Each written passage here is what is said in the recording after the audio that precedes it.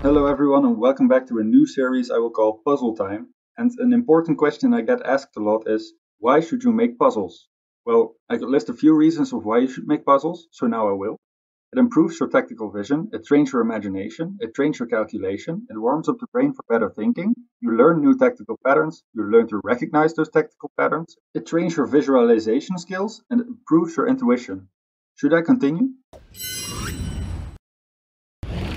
As an example of what the format of this video is going to be like, I will show you the following puzzle. This one is for a rating range between 1200 and 1500, and it's considered level 1 in this video. Further we get into the video, the puzzles are going to get more and more difficult, and they will all be about the same theme though. And maybe you can guess it already, the theme of this video is going to be weak backranks. See it as a challenge and also a way to see what you can still improve on when it comes to that certain theme. Now, after showing the puzzle and explaining a few things, I will start a countdown from 3 to 0. This is the time you get to pause the video if needed. After 3 seconds, I will explain the solution to the puzzle and then we continue to a higher level. It's important to pause the video and actually solve the puzzle all the way to the end, and there will be always one solution. Now, the solution to this problem should be pretty clear. You've had enough time to watch it. Now, you can see that you can take the rook, but we're going to be threatening something way better, which is checkmate. As you can see, the back rank is pretty weak, so what we can do is play either of these moves to get a checkmate, but as you can see, this square is taken by the queen, and this one is taken by the bishop, so the only one solution to this problem is going to be queen to g8 check. After that you can block with the bishop, you can block with the queen, but checkmate is inevitable. Now take a look at the second puzzle. Right now it's not possible to just take this rook and get taken back because now the back rank is completely safe and there's no way to attack this rook. How do you solve it though? For this puzzle we have to take a look at this queen, and it can go to the back rank and threaten checkmate even though it can be taken by this rook. But the move queen to d8 check will make sure that the rook has to take or the queen has to block, and in either situation you're just going to take back.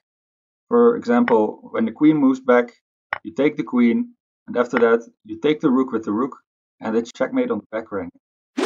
Now for this puzzle you can see that the white dark squared bishop is staring at the queen, and the queen can just be taken. But is there more in this position? Right now it's just possible for the bishop to take the queen, but there is more, because you can take knight takes e7, and after the rook takes back, you can take the rook on c8, so that he can only block with his rook, and it's checkmate. Now take a look at this puzzle. You can see that around the black king there's a lot of weak dark squares, and also the back rank could potentially be weak. How do you solve this puzzle? Now the solution to the problem is not bishop to h6, perhaps some of you thought that, pinning the knight to the queen and after that threatening checkmate as well. But right now the bishop can just move out of the way, the back rank is completely safe, this knight is defended by the queen, and there's no way to attack the queen, so this doesn't give you a simple win. But instead of that, the white queen can go to d8 first.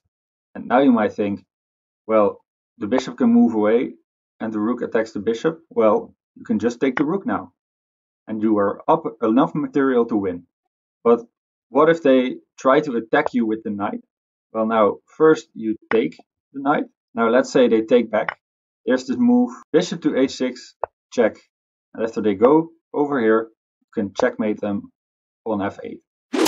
Now for this puzzle you have to take a look at the material first. You can see white has 2 rooks, a queen and a bishop. We have 2 rooks, a queen and 2 bishops. So we're up in material. So right now we want to simplify as much as possible and still try to come up ahead. If you just take and take back, your queen is attacked, and also your bishop is attacked, and there's no way to defend the bishop with the queen. But how do you solve it? Now to solve this puzzle you have to take the bishop, and if they take with the rook, attacking your queen and simultaneously attacking your bishop with the queen, you have to play the move rook a1.